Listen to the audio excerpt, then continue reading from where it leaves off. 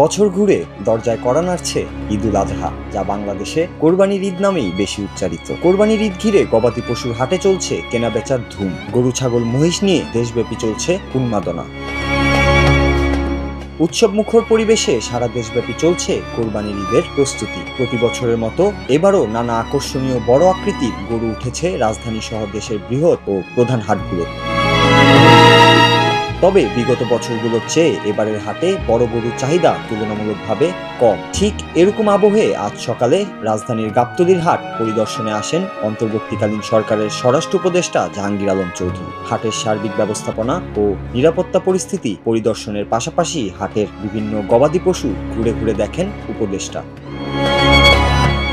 গরুর পসরা ঘুরে দেখার এক ফাঁকে সাংবাদিকদের প্রশ্নের জবাবে উপদেষ্টা যা বললেন তা নিয়ে সামাজিক ও রাজনৈতিক মহলে আলোচনার ঝড় উঠেছে। তিনি সোজাসাপটা বলেন, দুর্নীতির টাকা না থাকায় কোরবানির হাটে বড় গরুর বিক্রি কম হচ্ছে। তার যুক্তি, আগে দুর্নীতির টাকা ছিল, সেই টাকা দিয়েই বড় গরু কিনে আলিশান কোরবানি দিত অনেকেই। এখন সেই দুর্নীতিবাজদের দেখা নেই, টাকাও নেই, ফলে বড় গরুর ক্রেতাও কমে গেছে। তিনি আরো বলেন, কোরবানির হাটে একটি উইন উইন পরিস্থিতি তৈরি হওয়া জরুরি, যেখানে ক্রেতা বিক্রেতা উভয়ই লাভবান ও সন্তুষ্ট থাকবে। তবে বাস্তব চিত্র বলছে, এখন পর্যন্ত ক্রেতার মুখেই হাসি বেশি, বিক্রেতারা রয়েছেন কিছুটা চিন্তায়। হাটের নিরাপত্তা, ভিড়, ট্রাফিক নিয়ন্ত্রণ সহ নানা বিষয় নিয়ে কথা বলেন তিনি। ঈদযাত্রার প্রসঙ্গে তিনি জানান, চন্দ্রা এলাকায় পশুবাহী গাড়ির চাপ থাকায় কিছুটা যানজট তৈরি হয়েছে। তবে পরিস্থিতি নিয়ন্ত্রণে পুলিশ কাজ করছে টহল ও নির্দেশনার মাধ্যমে। আইজিপি নিজে মাঠে থেকে সবকিছু তদারকি করছেন বলেও জানান উপদেষ্টা। আইন শৃঙ্খলা পরিস্থিতি নিয়ে উপদেষ্টার মন্তব্য ছিল আশাব্যঞ্জক। তিনি বলেন, যদি সবাই সচেতন থাকি এবং সহযোগিতা করি তাহলে ঈদকে ঘিরে কোনো বিশৃঙ্খলা হবে না।